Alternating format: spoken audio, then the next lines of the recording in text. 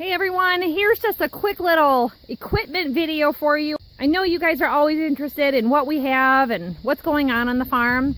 We are at my father-in-law's farm and he picked up this Farmall 560 diesel.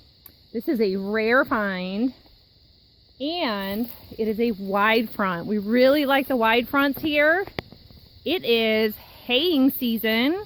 And he has picked up this to use for his round baler. He is using it for the round bale spear to move his bales around.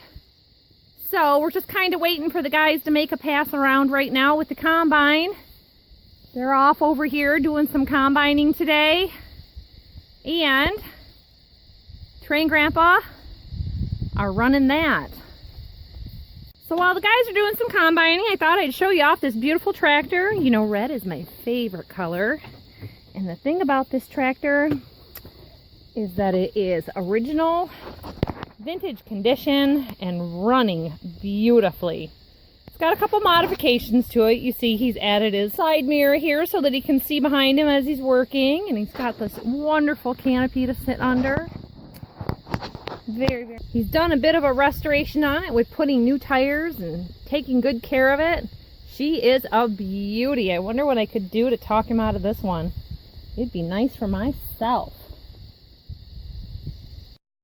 So I'll have to ask him if he knows exactly which year it is. The serial number plate is right over here and it has been painted over so much that you can't really much read it. They made these, I think it said from 58 to 63, and it is a 6-cylinder diesel, so it's much more modern than our 2-cylinder John Deere tractors.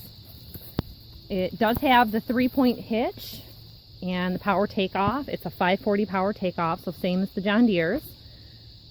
Really long tractor. I don't know if you can see how long this tractor is, but I think ours probably stop about here. So there's like an extra 2-3 feet of tractor here. It's so far out there. It's definitely much more tractor than I would need for my maple syruping, but it's pretty. I'm sure there's probably a smaller version for me out there. You know how much I like the Fords, but I thought you'd like to see this. Say bye! Georgie likes his tractor rides too, so he's checking it all out. Looks like Grandpa needs to come put some air in the tires here. He was using it last week, moving round bales around. No. Yeah. So, any questions, any comments, leave them down below and I'll get back to you as soon as I can. Thanks for watching, everybody. Bye-bye. So here we have a Farmall 300. We're up at Grandpa's shop. And he had actually just picked this up about a week or so ago that I know of. And I looked up the serial number. It's 1704. That is a 1954. The 55 started with like 1799. So I've got a little better understanding now of their serial numbers.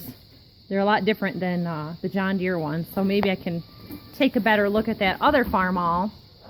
And see what I can find out about this. So again, it's sporting the wide front. Lots of those around here.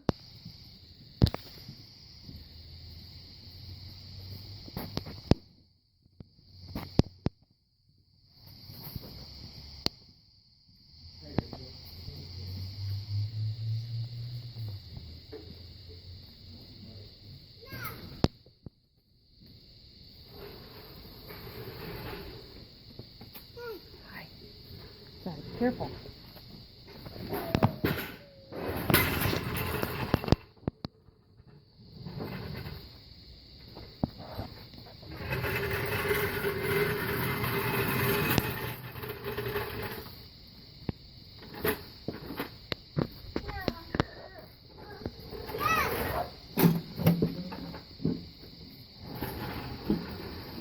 So this tractor came with a, I think it was a mounted cultivator, wasn't it? I think he said it was a mounted cultivator. I forgot. Lots of things going on to remember everything. It says it has a torque amplifier. It's a 540 PTO. This one does not have the 3-point, but it's got the drawbar. and it does have rear hydraulics.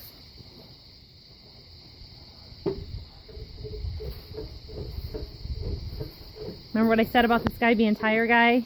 He's over here doing a tire on this trailer now. We tried Grandpa Slime. It didn't hold. He's better off doing the tire. So this one has not been gone over a lot yet. It looks like he was kind of working up for an oil change, or parked kind of where he was already doing an oil change on something else. But this guy has got tractors galore. He's got a tractor project here. He's got another tractor project here. There's one up there. Oh, there's probably another one over somewhere else. But this is the Farmall 300. Just thought I would show it to you while I was showing you the other. Not as fancy, not as nice, not as shiny paint. Yep, all original.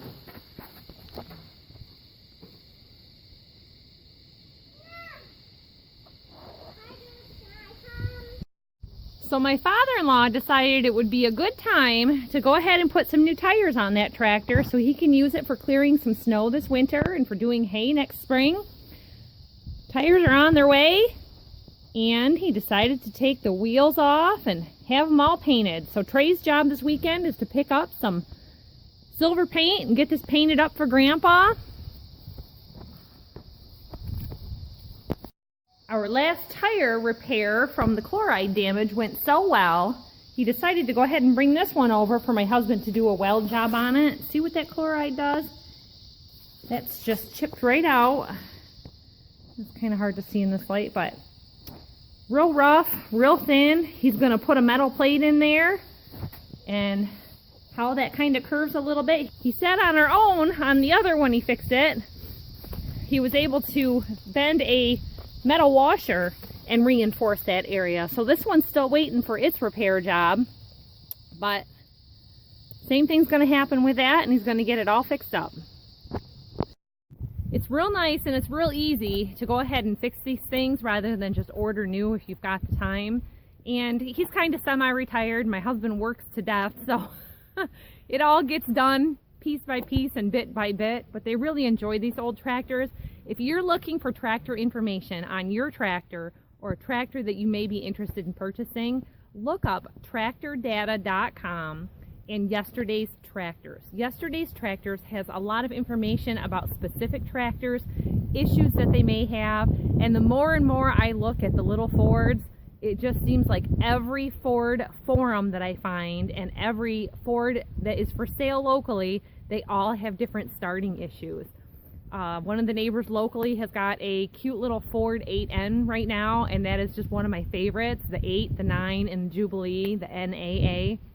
And I did a video last year on those. I really just shopped around, did all the homework I could on finding them, and boy, you know, it's just really hard to switch over to a different brand tractor than what the family is used to.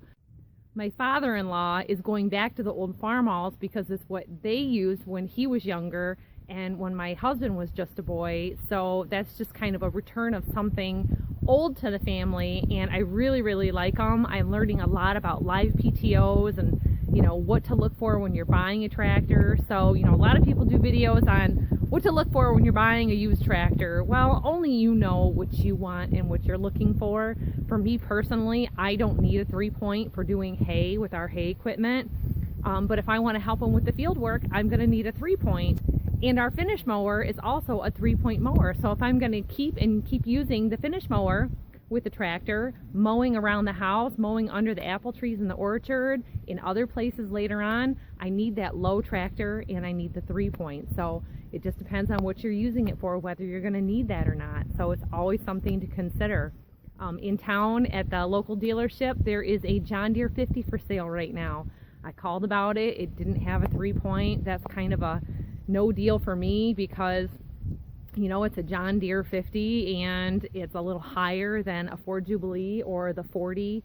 I really think I need a 420 or a 430 John Deere, because then they were getting into power steering, and that 40 without power steering and that finish mower is such hard work. I will tell you, a great thing to get yourself if you're getting into using implements behind your tractor, get the little turning wheel add-on for steering, because rather than tackling that steering wheel every 2 minutes, you know, we got one for Trey. We picked up a second one for Dad's tractor. You can pick them up at Tractor Supply. They were $15 or $20 a piece.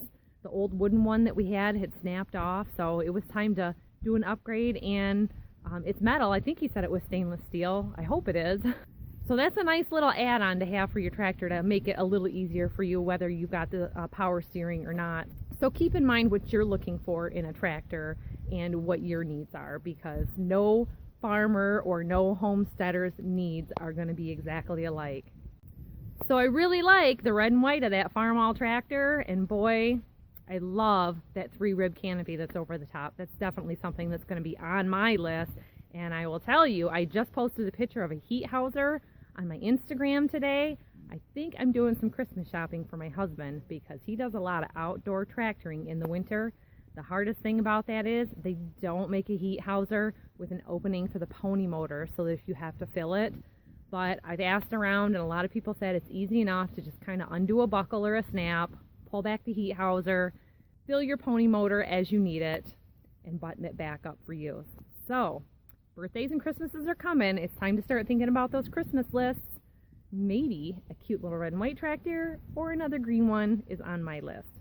You never know what's going to come along or when it's going to come along. So just always be prepared and have a little money set aside for that dream tractor for when it shows up, because you'll just kick yourself every day if you don't have the money for it when it comes up and some other guy comes along and gets it out from underneath you. So that's it for today, everybody. Thanks for watching. Remember to subscribe, hit that like button. It really helps to support the channel. We'll see you all next time. Bye-bye.